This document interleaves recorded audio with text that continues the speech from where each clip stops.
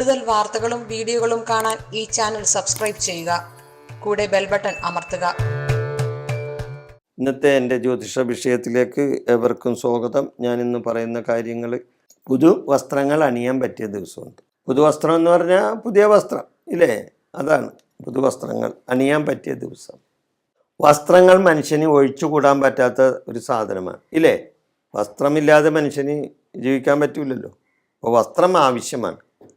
ഒരു ചൊല്ലുണ്ട്, ചത്ത് കിടന്നാലും ചമഞ്ഞ് കിടക്കണമെന്ന് ഇല്ലേ. നമ്മുടെ കാരണവന്മാരോ നാട്ടിൻപുറത്തൊക്കെ പറയുന്നൊരു ചൊല്ലാണിത്. ചത്ത് കിടന്നാലും ചമഞ്ഞ് കിടക്കണമെന്നാണ് പറയുന്നത്. അത് എന്തുകൊണ്ടാണ് അങ്ങനെ പറയുന്നത്? ചമഞ്ഞ് നടക്കുന്നതെന്ന് പറഞ്ഞാൽ വസ്ത്രം ധരിക്കലും ഒരു ഘടകമാണ് ഇല്ലേ. നല്ല വിധത്തിൽ ചമഞ്ഞ് പോകുന്നത് ഒരു വസ്ത്രം ധരിക്കുന്നതിൻ്റെ ഫലവും കൂടിയാണ്.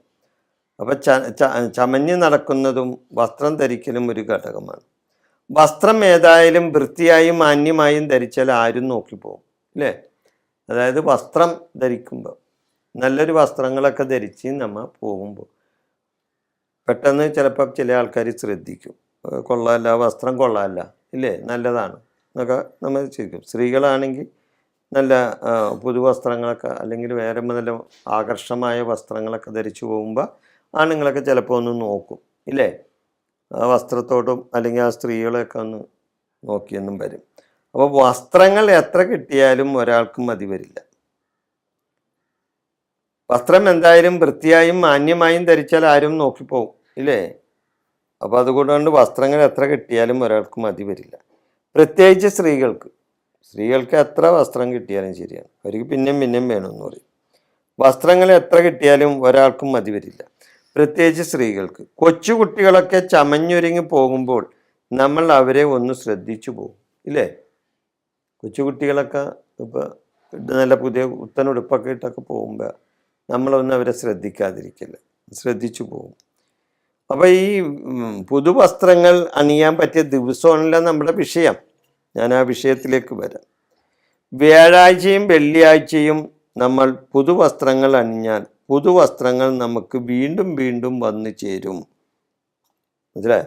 ഏതൊക്കെ ദിവസമാണ്? വ്യാഴാഴ്ചയും വെള്ളിയാഴ്ചയും നമ്മൾ പുതുവസ്ത്രങ്ങൾ അണിഞ്ഞാൽ, അതായത് പുതിയ വസ്ത്രം ധരിച്ചാൽ